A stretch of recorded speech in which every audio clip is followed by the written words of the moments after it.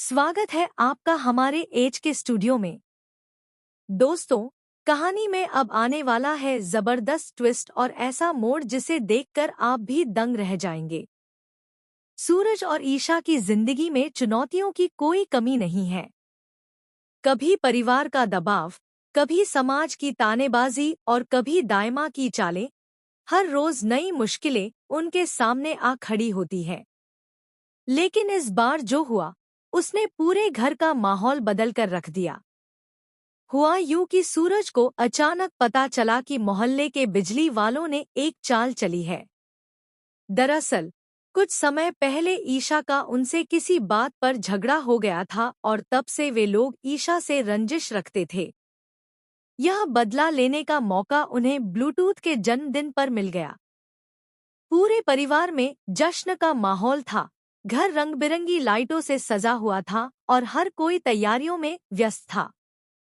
तभी अचानक पूरे घर की बिजली गुल हो गई और पूरा महल जैसे अंधकार में डूब गया। बच्चों की हंसी चीख में बदल गई, महिलाएं घबरा गईं और सबसे ज्यादा गुस्सा दायमा को आया। दायमा को जैसे ईशा पर गुस्सा निकालने का बहाना मिल गया। वह तुरंत ईशा के पास पहुंची और तेज आवाज में बोली, ये सब तेरी लापरवाही है। तूने बिजली का बिल क्यों नहीं भरा? देख, तेरी वजह से मेरे पोते का जन्मदिन बर्बाद हो गया।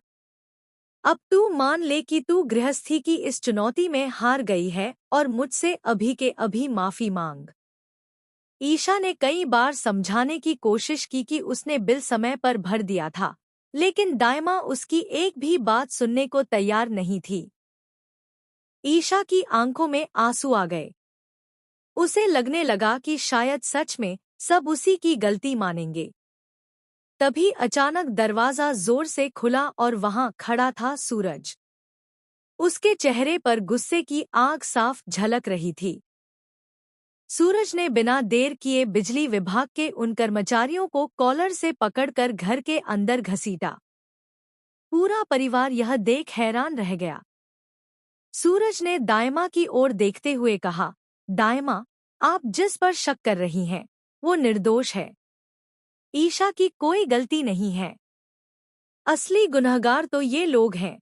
इतना कहकर सूरज ने अपना मोबाइल निकाला और एक वीडियो सबके सामने चला दिया। उस वीडियो में साफ दिखाई दे रहा था कि बिजली वाले खुद ही लाइन काट रहे थे और आपस में हंसते हुए कह रहे थे कि अब देखो, इस बार ईशा क्या करती है। वीडियो देखकर सबका गुस्सा बिजली वालों पर उतर आया। दायमा भी चौंक गई, क्योंकि उनके पास ईशा पर उंगली उठाने का अब कोई कारण नहीं बचा था। सूरज ने उन बिजली वालों को कड़ी चेतावनी दी। उसकी आंखों का गुस्सा और आवाज की सख्ती देखकर बिजली वाले कांप उठे।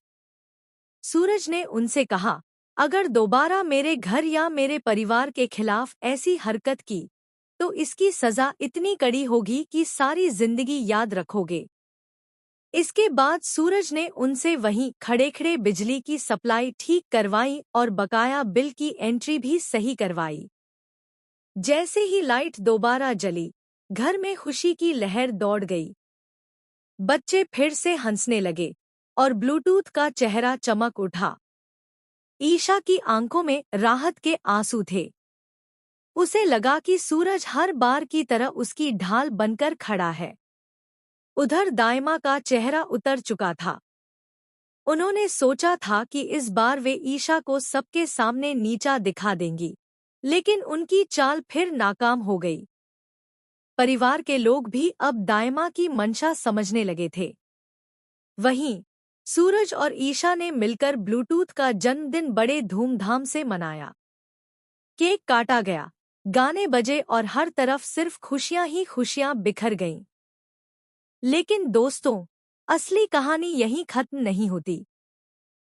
ये तो बस एक शुरुआत थी, क्योंकि दायमा इतनी आसान,